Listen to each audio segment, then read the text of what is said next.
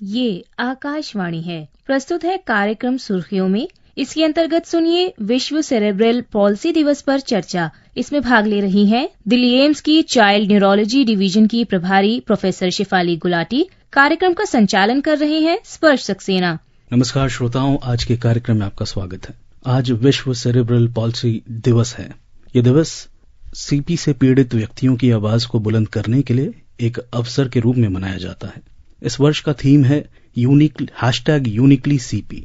Cerebral palsy समुदाय की विशिष्टता उनकी रुचियों, जुनून और पहचान का जश्न मनाता है, जो दर्शाता है कि वे केवल अपनी विकलांगता से परिभाषित नहीं होते। थीम इस बात पर जोर देता है कि हर व्यक्ति अपने तरीके से विशेष है और समाज को इन विशिष्ट पहचानों को समझना और स्वीकार करना चाहिए। आज इसी महत्वपूर्ण मुद्दे पर हम चर्चा करेंगे और चर्चा के लिए हमारे साथ जुड़ी हैं एम्स में चाइल्ड न्यूरोलॉजी की incharge professor doctor Shifali Gulati. Doctor Gulati, आपका आकाशवाणी में बहुत बहुत स्वागत है। नमस्कार डॉक्टर गुलाटी, सबसे पहले हम जानना चाहेंगे आपसे कि ये सेरेब्रल पॉल्सी है क्या और ये कितने प्रकार का होता है? सेरेब्रल पॉल्सी एक न्यूरो डेवलपमेंटल अवस्था है जिसके अंदर जो डेवलपिंग ब्रेन होता है, या तो वो जो इंट्रायूट्राइन पीरियड होता है जब माँ की कुख में होता है बच्चा फीटल लाइफ में, या जन्म के टाइम में, या जन्म के बाद जो पहले 2 साल में कोई भी एक बार स्टैटिक मतलब एक टाइम की इंसल्ट दिमाग को होती है, जिसकी वजह से जो ब्रेन डैमेज होता है उसकी वजह से जो न्यूरोमोटर कंट्रोल होता है दिमाग का शारीरिक अंगों में और सुनाई का, देखने का और समझ, उन सब में परेशानियां होती हैं। तो वो सारा जो ये है उसको बोलते हैं सेरेब्रल पॉल्सी, जिसके बहुत सारे कारण होते हैं जो एंटीनेटल पीरियड में, प्रेगनेंसी में या डिलीवरी के टाइम या उसके बाद के होते हैं। और जो मोस्ट इम्पॉर्टेंट कारण है हमारे देश में जो है बर्थ एस्फिक्सिया। तो बहुत जरूरी है कि जो डिलीवरी होती है वो हॉस्पिटल्स में हो, ताकि डिलीवरी के टाइम में जो बच्चे के ब्रेन में सप्लाई है ब्लड की, ऑक्सीजन की, वो सब बनी रहे, देर से बच्चा ना रोए। वो सब बहुत इंपॉर्टेंट प्रिवेंटेबल कारण है। पर उसके अलावा प्रेगनेंसी के टाइम में अंदर भी बच्चे के अंदर कोई भी कारण हो रहे हो और बाद में कई बार होता है कि बच्चे के दिमाग में इन्फेक्शन हो जाती है, या बच्चे को कोई और मेटाबॉलिक प्रॉब्लम है, कोई मैलफॉर्मेशन है, या बच्चे को कभी चोट लग जाती है। हमने देखा है कि ये जो मेनिंजाइटिस, एंसेफेलाइटिस, इसके सीक्वेले हो जाते हैं। तो कोई भी प्रकार से ब्रेन को इफेक्ट होता है, इंसल्ट होती है, उससे होता है। जो इंसल्ट होती है ना, वो एक टाइम की होती है, लेकिन उसके जो रेपरकशंस होते हैं, जो उसके सीक्वेले होते हैं, वो विभिन्न प्रकार के होते हैं, डिपेंडिंग कि ब्रेन का कौन सा एरिया डैमेज हुआ है। जी। तो इसलिए जो हम देखते हैं, आप कह रहे हैं किस टाइप की, वो तो है मोस्टली जो होती है इनमें टाइट होते हैं, जिसको स्पास्टिक सीपी होती है। कईयों के अंदर होता है, कुछ बच्चे बिल्कुल ढीले हो जाते हैं, जो कम प्रतिशत होती है। दूसरे कुछ लड़खड़ा के चलते हैं, अटैक्सिक, वो कम होती है। मिक्स सीपी भी काफी कॉमन होती है, जिसमें स्पैस्टिसिटी और एक डिस्काइनेटिक होती है, जिसके अंदर हाथ पैर ट्विस्ट हो जाते हैं। तो बेसिकली टाइटनिंग वाली और ट्विस्टिंग वाली या उनका कॉम्बिनेशन वो कॉमन है। जो ट्विस्टिंग वाली जैसे है, जो डिस्कनेक्टिक वो ज्यादा होती है, जिनमें पीलिया हो जाता है। नवजात टाइम में पीलिया होता है, न्यूबॉर्न पीरियड में। तो अगर वो पीलिया दिमाग में जाके उसको डैमेज करता है, जिससे सुनाई की प्रॉब्लम भी होती है और ट्विस्टिंग की। तो ये अगर हम टोपोग्राफिकली देखें तो ये ऐसे होता है। और अगर कितने लिम्स इन्वॉल्व हैं उस हिसाब से भी है। चारों इन्वॉल्व हैं तो क्वाड्रिप्लेजिक सीपी हो जाता है, जो ऑब्वियसली सिवियर होगा। और जो प्रीमेच्योर बच्चे पैदा होते हैं, अदरवाइज कोई प्रॉब्लम नहीं होती, तो उनको डायप्लीजिया होता है, उनके दोनों पैर में थोड़ी सी टाइटनेस वगैरह होती है, वो माइल्डर फॉर्म होता है। कई हेमीप्लेजिक होते हैं, जिसमें एक साइड में हाथ और पैर थोड़ा कम करते हैं काम। तो depending on the areas involve ये डिफरेंट टाइप की सीपी बताई गई है। पर डिपेंड आपको जो फंक्शनली होगा कि कितना डैमेज हुआ है और उसके कितने उसके आफ्टर इफेक्ट्स हैं। आपने कुछ सिम्टम्स में बताया, लेकिन हम आपसे और जानना चाहेंगे क्या सिम्टम्स हैं, इसको कैसे पहचाना जाए? सिम्टम वाइज ऐसा है, जिसको पैदा होने के टाइम में परेशानियां हुई हैं, वो उनको हाई रिस्क न्यूबॉर्न बोलेंगे। तो उनको क्लोजली फॉलो अप करना होता है। और इनके अंदर क्या तो होता है कि जो माइलस्टोन्स होते हैं, जैसे 3 महीने पे बच्चा गर्दन संभाल रहा है, 6 महीने में मोमेंटली बैठ जाता है, 1 साल पे एक फर्स्ट स्टेप ले लेता है। अगर ये सारी चीजें लेट हो रही है, बच्चे का 1 साल पे टाटा बाय बाय नहीं कर रहा है, या अपने नाम को रिस्पॉन्ड बीच में नहीं कर रहा है, तो जो भी इसके माइलस्टोन्स हैं बच्चे के डेवलपिंग, अगर वो लेट हो रहे हैं, तब एक चिंता का विषय है। दूसरा मैंने आपको बताया था, वो टाइटनेस वाली प्रॉब्लम जो है, स्पास्टिसिटी, वो ज्यादा होती है। कई बार बच्चे छोटे में ही 5-6 महीने में भी आप उनको कंधे से उठाएंगे, उनके जो दोनों टांगे हैं ना वो कैंची की तरह क्रॉस कर जाएंगी, तो वो सीजरिंग होता है। तो अगर ऐसे चीजें हैं, हमें और देखना है कि सुनाई उनको सही दे रहा है, दिख रहा है, आपको फॉलो कर रहे हैं, ये सारी चीजें नोट करनी है। अगर इनमें से किसी में भी प्रॉब्लम आ रही है तो हमें एकदम से पीडियाट्रिक न्यूरोलॉजिस्ट या पीडियाट्रिशियन को दिखाना है। और जो ये जिनको प्रॉब्लम हुई है जन्म के टाइम में या बाद में कोई भी ऐसे दिमाग के इन्फेक्शन वगैरह हुआ है, तो जो फॉलो अप में देख रहे हैं पीडियाट्रिक्स वाले डॉक्टर, तो ये सारे लक्षणों का, उनके माइलस्टोन्स का उनको असेसमेंट करना होता है कि कभी भी उनको कोई परेशानी लगे। साथ में अगर कुछ भी डिले है तो हमें सुनवाई और देखने का बहुत इंपॉर्टेंट है टेस्ट करना, क्योंकि अगर हियरिंग और विजन सही नहीं होगा, हम सुन नहीं पा रहे, देख नहीं पा रहे, तो आगे डेवलपमेंट नहीं होगा। तो कहीं पे भी हमें डेवलपमेंट में प्रॉब्लम दिख रही है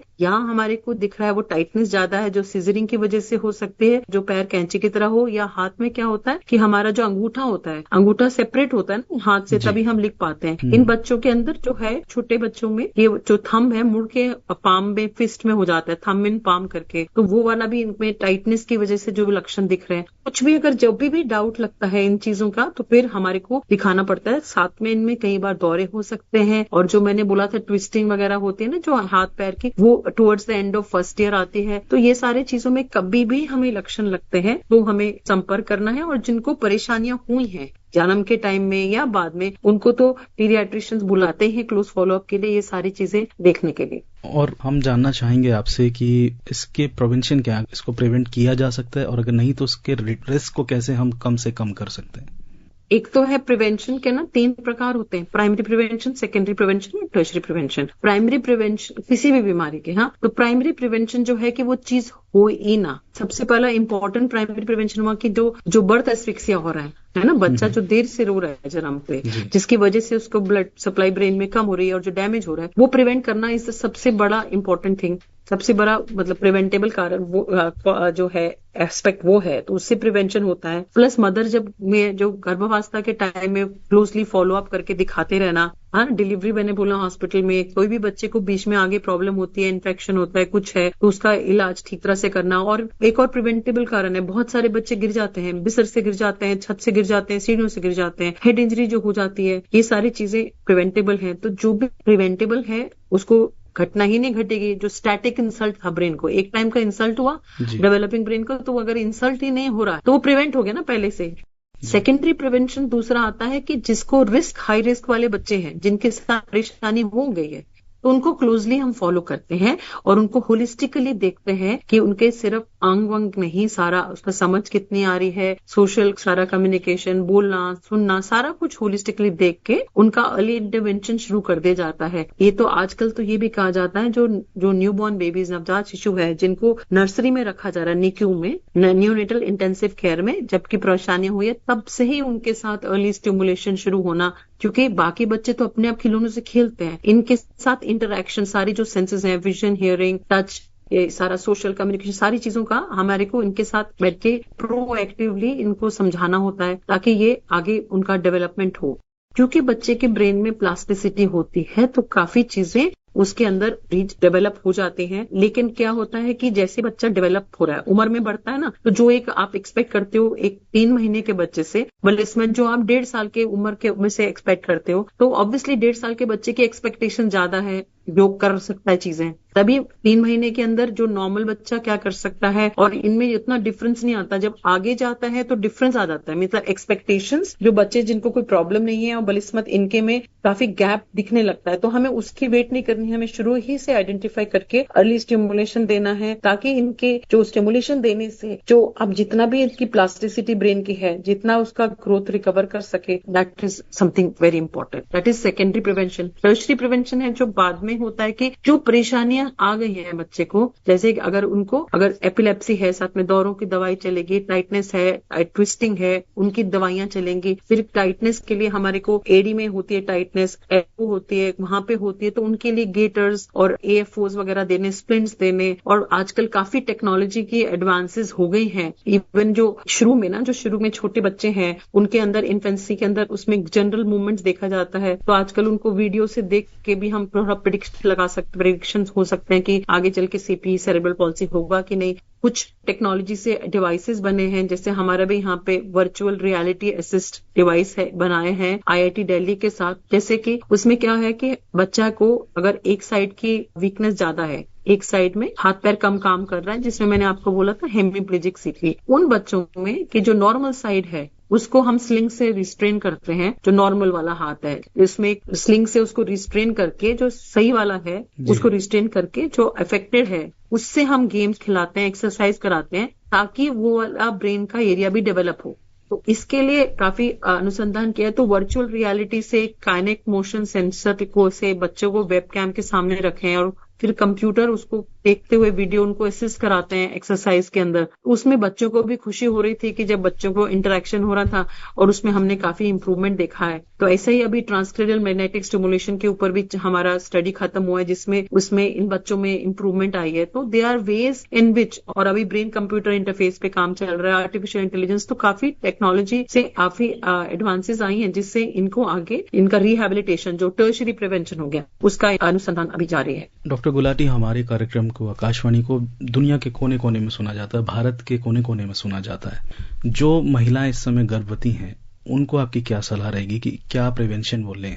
एक तो जो गर्भवती है, जो प्लान कर रहे हैं, वो एक फोलिक एसिड की दवाई आती है, वो खानी चाहिए। जो प्री कंसेप्शन होता है, जिसको प्री कंसेप्शन होता है, पेरी कंसेप्शनल देते हैं, वो प्री कंसेप्शन से पहले, तो ऑब्वियसली वो जब आपको प्रेगनेंसी पता चलेगी तब नहीं है, वो सीपी के लिए नहीं है, वो न्यूरल ट्यूब डिफेक्ट्स के प्रेजेंटेशन के लिए है। पर वो मैं जस्ट बिकॉज एक प्रिवेंटेबल कारण है, तो ये मैसेज मैं देना चाह रही थी। लेकिन जो गर्भवती है, तो वो बेसिकली जो भी आपका रेगुलर चेकअप्स वगैरह कराने बहुत जरूरी है, और जो अल्ट्रासाउंड होते हैं, स्पेशली बाद में 20 हफ्ते पे होता है डिटेल अल्ट्रासाउंड देखने के लिए कि बच्चा के अंदर सब कुछ सही है, कुछ परेशानी तो नहीं है, वो सारी चीजें करानी है। जो इंजेक्शन लगाने हैं वो कराना है। कोई भी प्रॉब्लम अगर होती है, माँ को अगर तेज बुखार हो रहा है, या बाद में इवन 3rd ट्राइमेस्टर में जब ना यूरिन इन्फेक्शन भी जब गर्भवती माँ को है, उसका भी कोरिलेशन सेरेब्रल पॉल्सी से आया है। इट मीन्स कभी भी कोई प्रॉब्लम हो तो उसको आप नजरअंदाज नहीं करिए, और आप मेडिकल फॉलोअप में रहिए। और प्लीज डिलीवरी जो है वो एक हॉस्पिटल में ही करानी है, और कहीं पे कोई गांव में है जहां पे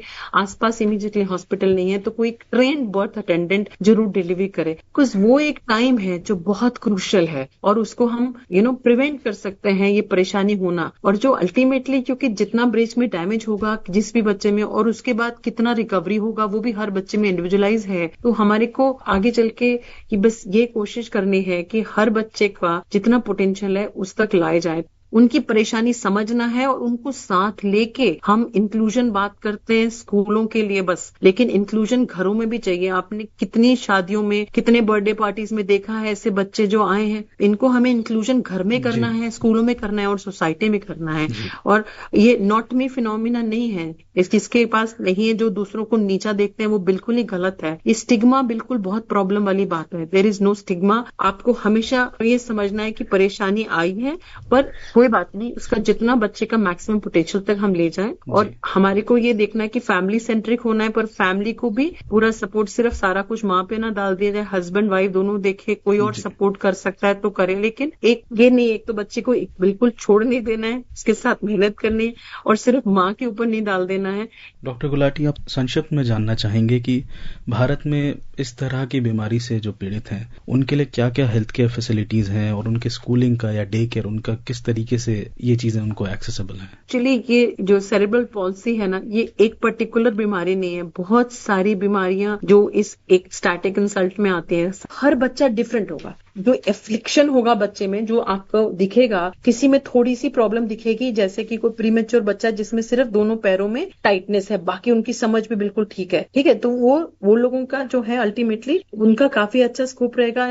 बाकी लोगों की तरह वो चलेंगे, मतलब पढ़ाई वगैरह में सारा कुछ, जॉब वगैरह में पूरा सोसाइटी के, एक्सेप्ट थोड़ी सी लोअर लिम्स में प्रॉब्लम रहेगी। और दूसरी तरफ जिनको क्वाड्रिप्लेजिक है, दोनों तरफ से दोनों हाथ और दोनों पैर की प्रॉब्लम है, विजन और हियरिंग की भी प्रॉब्लम है, खान पान की भी प्रॉब्लम है, दौरे भी हैं, ये सारे जो है वो बिल्कुल ही इतने ज्यादा इफेक्ट हो जाते हैं। तो उसके अंदर उनको बहुत सपोर्टिव केयर देना पड़ेगा। हमें आशा है कि ये बातचीत जागरूकता और समर्थन के महत्व को उजागर कर पाई, और हमें ये याद रखना है कि हर व्यक्ति महत्वपूर्ण है और समान है, और मिलकर हम एक बेहतर दुनिया बना सकते हैं। डॉक्टर गुलाटी, आपका आकाशवाणी के साथ बातचीत के लिए बहुत बहुत धन्यवाद। धन्यवाद। अभी आप सुन रहे थे विश्व सेरेब्रल पॉल्सी दिवस पर चर्चा। इसमें भाग ले रही थी दिल्ली एम्स की चाइल्ड न्यूरोलॉजी डिवीजन की प्रभारी प्रोफेसर शेफाली गुलाटी। कार्यक्रम का संचालन कर रहे थे स्पर्श सक्सेना। ये कार्यक्रम आकाशवाणी के समाचार सेवा प्रभाग द्वारा प्रस्तुत किया गया। इसे आप हमारे mobile app news on AIR और